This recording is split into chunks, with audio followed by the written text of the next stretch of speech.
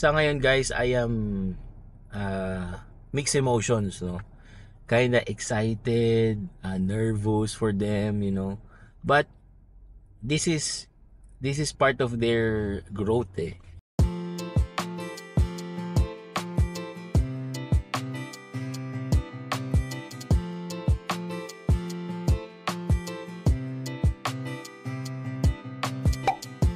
Hello guys, Nardino TV again, and we are back again with another video.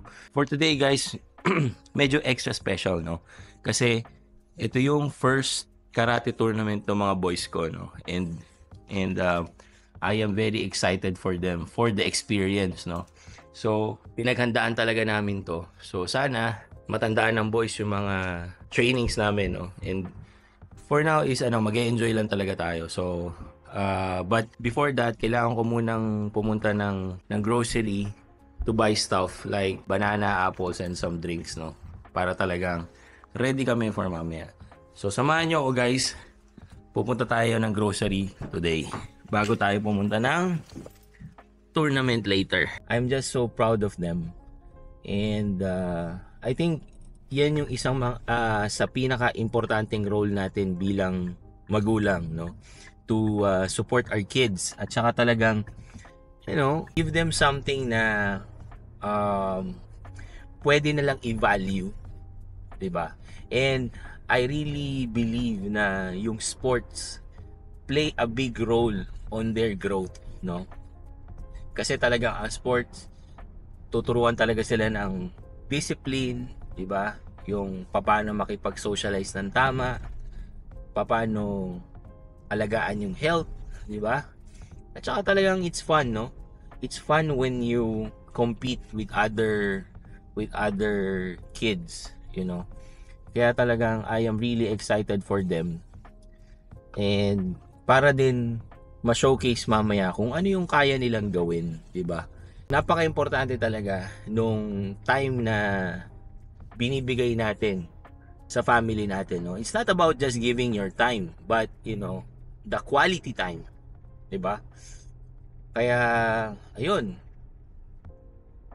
makikita natin mamaya kung meron ba silang natutunan, 'di ba, on their trainings. And then tsaka guys, I am so proud of my kids kasi guys, yung dalawang anak ko, kaka-level up lang nila from level 2 or yung yellow belt, 'di ba?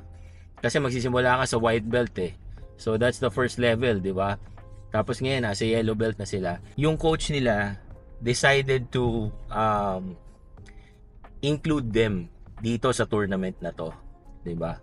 Eh kung tutusin, nasa level pa lang sila, nasa stage 2 pa lang sila, 'di ba? So that's why I am really really proud of them, right?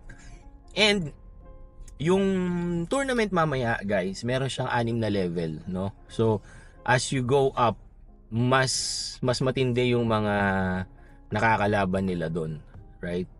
So yung pangalawa ko, magko-compete siya sa level 2, And yung panganay ko naman, magko-compete siya doon sa pinakamataas na level, which is yung level 6. So just imagine, for sure meron siyang makakalaban doon na matataas ang belt, di ba? Kaya sa ngayon guys, I am mixed emotions, no? Kinda excited, nervous for them, But this is part of their growth, eh, di ba? Kaya din I really advise na ipasok nyo sa sports yung mga anak nyo. Kahit anong sports pa yan, for sure they will learn something really really good na makakaapekto sa paglaki nila, no? Magandang mechanism ang sports para ilayo sila sa screen time. Alam naman natin guys na yan ang isa sa problema ng maraming magulang ngayon, di ba? Kung paano natin i-control yung screen time ng mga anak natin, kasi hindi maganda na sobra sila sa cellphone, sobra sa laptop or even the TV, di ba? So pag meron silang sports, meron silang ibang pagkakaabalahan. And ang sports guys, hindi lang siya for fun. It's actually a responsibility, di ba? Let's go. Alright. Siyempre, kapag mamimili ka, huwag mo kakalimutan ang eco bag. Napaka-importante ng eco bag, guys. Huwag mo kakalimutan yan. Para hindi na kayo bibili ng eco bag or gagastos pa sa eco bags. Okay, let's go.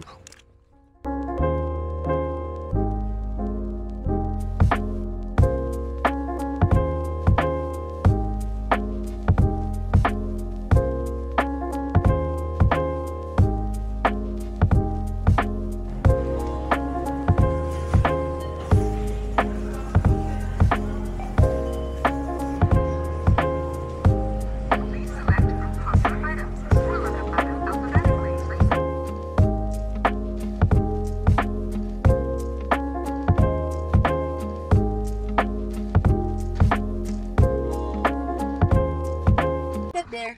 No food allowed. Eh, dito na kami, guys. Ready for the event. Right? So, good luck to my boys. Have fun, guys.